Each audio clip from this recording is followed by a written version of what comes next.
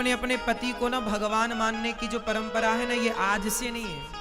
माता सीता भी राम को भगवान मानती थी, लक्ष्मी जी भी भगवान को चरण दबाकर सेवा करती हैं। ये परंपरा हम लोगों ने अपने सारी जिंदगी अपनी दादी को, अपनी माँ को, बहुत लोगों को देखा कि पति को भगवान की तरह रखती हैं, सेवा करती हैं। पहले करवा चौथ नहीं होता था, गांव गांव में जो करवा चौथ आज मनाया जाता है ना, पहले करवा चौथ नहीं होता था। लेकिन आज की स्त्रियां जो करवा चौथ करती हैं, आज की स्त्रियों से ज्यादा प्रेम पहले की स्त्रियों को अपने पतियों से था, बिना करवा चौथ के। ये नहीं कह रहे हैं हम कि आज नहीं है, लेकिन पहले ना कोई करवा चौथ नहीं था, कोई फॉर्मेलिटी नहीं थी, लेकिन तलाक भी कहीं नहीं था। पति पत्नी का रिश्ता बहुत मधुर होता है, इसलिए आपका पति हो या आपकी पत्नी हो, दोनों एक दूसरे के पूरक होते हैं। रिश्तों में ना दोनों की जरूरत, दोनों से ही तो रिश्ते हैं। साइकिल के दो पहिया यदि हैं तो साइकिल ठीक है, एक भी पहिया नहीं है तो साइकिल कैसे चलेगी, कितने दूर तक जाएगी। ऐसे गृहस्थी में पति पत्नी दोनों पहिए की तरह है, ना कोई कम है ना कोई ज्यादा है, दोनों बैलेंस। इसलिए पति और पत्नी दोनों को समझदार होना चाहिए, एक दूसरे के लिए जीवन होना चाहिए, एक दूसरे की खुशी का ख्याल होना चाहिए। आज रिश्तों में ना खटास क्यों है, झगड़े क्यों हैं? क्योंकि आज का इंसान स्वार्थी ज्यादा है। आज कुछ स्त्रियां, कुछ पुरुष स्वार्थ के कारण वो अपने रिश्तों को बिगाड़ लेते हैं। स्वार्थ के कारण कुछ पत्नियां पति को छोड़ देती हैं, कुछ पुरुष स्त्रियों को छोड़ देते हैं। रिश्तों को बनाओ साहब। आपके माथे की सुंदरता, आपके माथे का जो सिंदूर है वो सिंदूर ही पति है। आपके माथे की बिंदिया, जब तक पति है ना तो आपकी मांग में सिंदूर है।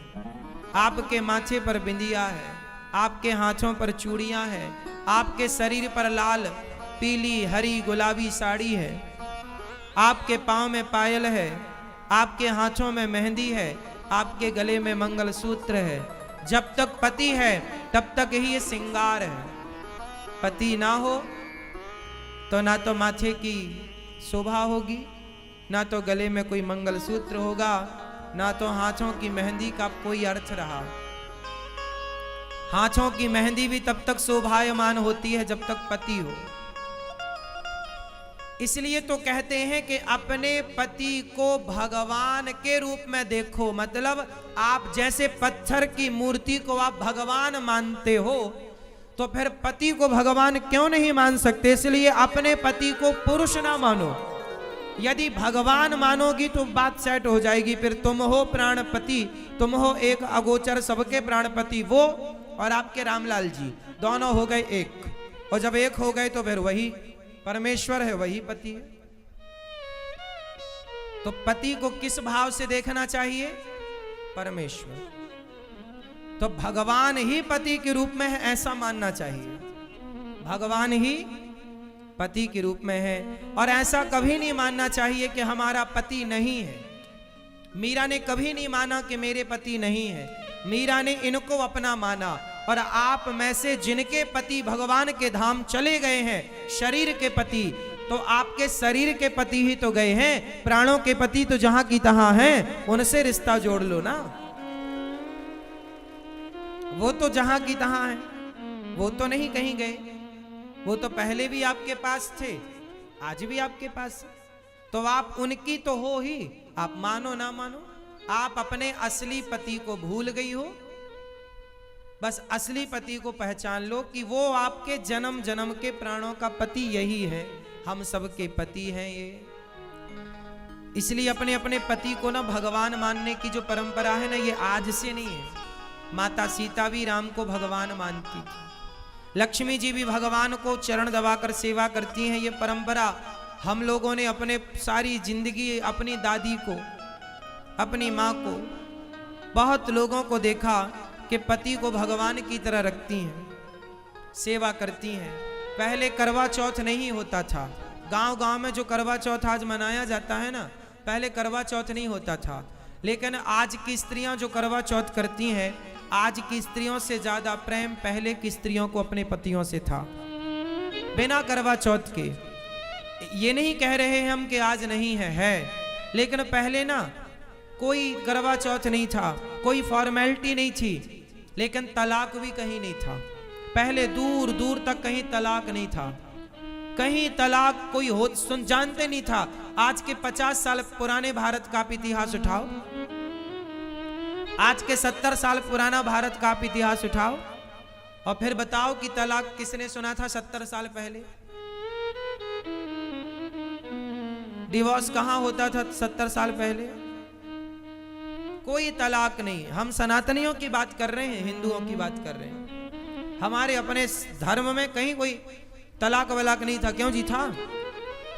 कोई ऐसी रिश्तों को खत्म करने की कोई कार्यवाही नहीं थी। पहले रिश्तों को खत्म करना नहीं सिखाया जाता था, रिश्तों को बनाए रखना सिखाया जाता था। कैसे बनाए रखना है ना मेरी मां? हम हिंदी भाषी लोग हैं। हमारे भारत की जितनी भाषाएं हैं, चाहे मलयालम हो, तमिल हो, तेलुगु हो, कन्नड़ हो, पंजाबी हो, गुजराती हो, हरियाणी हो, राजस्थानी हो, कोई भी भाषा लो, हिंदी लो, हमारी भाषा में कहीं रिश्तों को खत्म करने की बात नहीं है। इंग्लिश में डिवोर्स है, इंग्लिश में एक शब्द है डिवोर्स, उर्दू में है तलाक। तलाक दे करके आप रिश्ते छोड़ सकते हैं उर्दू में, इंग्लिश में डिवोर्स कह के आप रिश्ता छोड़ सकते हैं इंग्लिश में। पर बताओ हिंदी में क्या है जिसको कहकर रिश्ता खत्म किया जा सकता है? बोल के बताओ। उर्दू में तलाक है, इंग्लिश में डिवोर्स है, हिंदी में बताओ क्या है? गुजराती में क्या है? पंजाबी में क्या है? बोलो, है कुछ? क्यों नहीं? हमारी भाषा में ये शब्द नहीं है। क्यों? क्योंकि हमारे देश में इन शब्दों की जरूरत ही नहीं पड़ी कभी, और जरूरत थी ही नहीं, इसलिए प्रयोग नहीं हुआ। हमारे यहां जोड़ना सिखाया जाता है, तोड़ने का नहीं है। क्यों जी? शब्दों को तोड़ने की विच्छेद हो सकती है, शब्दावली हो सकती है शब्दों को तोड़ने में व्याकरण के हिसाब से, पर रिश्तों को तोड़ने का कोई नहीं है। क्यों जी? है। इसलिए तुम ही मेरे मंदिर, तुम ही मेरी पूजा, तुम ही देवता, तुम ही देवता। तो आप लोग कितने लोग गृहस्थी को बढ़िया चलाएंगे मेरी माँ? पति कुछ भी कहे, पत्नी कुछ भी कहे, पति भी चुप रहा करे और पत्नी भी चुप रहा करे। गुस्सा सब कोई करता है। आपका पति आपको गुस्सा करता है, महाराज जी हमारे पति बहुत डांटते, बहुत गुस्सा करते। हाँ, यदि प्यार आपसे करता है तो गुस्सा भी आपसे करेगा। ऐसा तो नहीं कि प्यार करे आपसे और गुस्सा करने जाए पड़ोसन को। पत्नी के साथ भी यही है कि जब प्यार आपसे करती है तो गुस्सा भी उसका अधिकार है, करना, करेगी, करना भी चाहिए। थोड़ी थोड़ी बातों में कई बार रिश्ते टूट जाते हैं, कमजोर पड़ जाते हैं, दरार आ जाती है। इसलिए रहीमन धागा प्रेम का, रहीम जी कह रहे हैं, रहीमन धागा प्रेम का, मत तोड़ो चटिकाए, टूटे से फिर ना जुड़े, जुड़े तो गांठ पड़ जाए।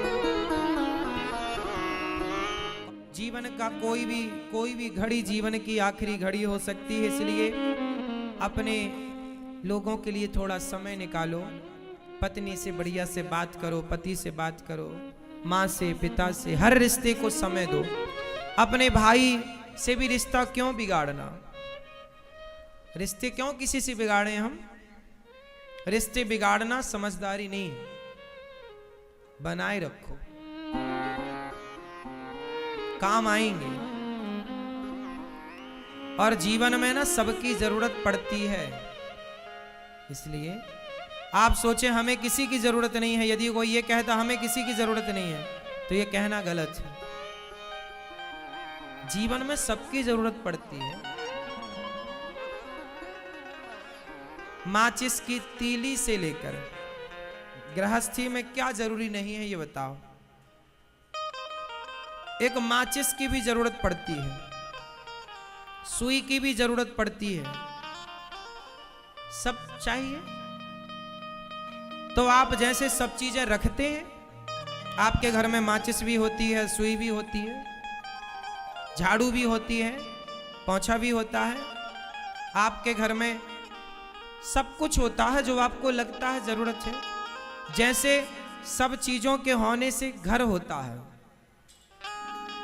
उसी प्रकार हर रिश्ते के होने से जीवन होता है।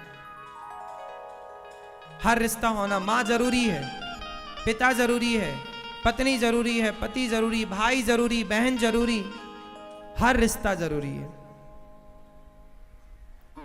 हर रिश्ते का एक अपना आनंद है, क्यों जी?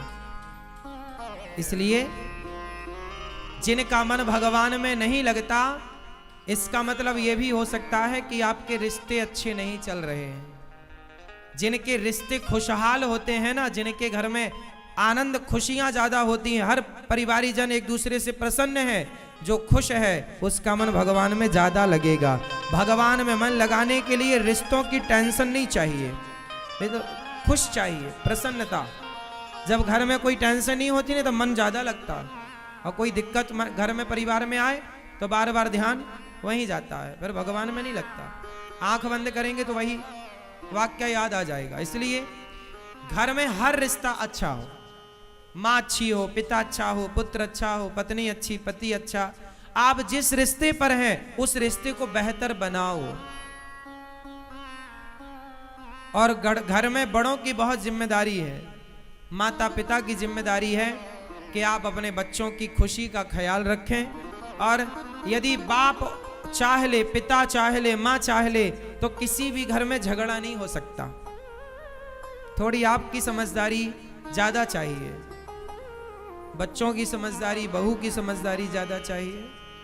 हर रिश्ते समझदारी चाहते हैं।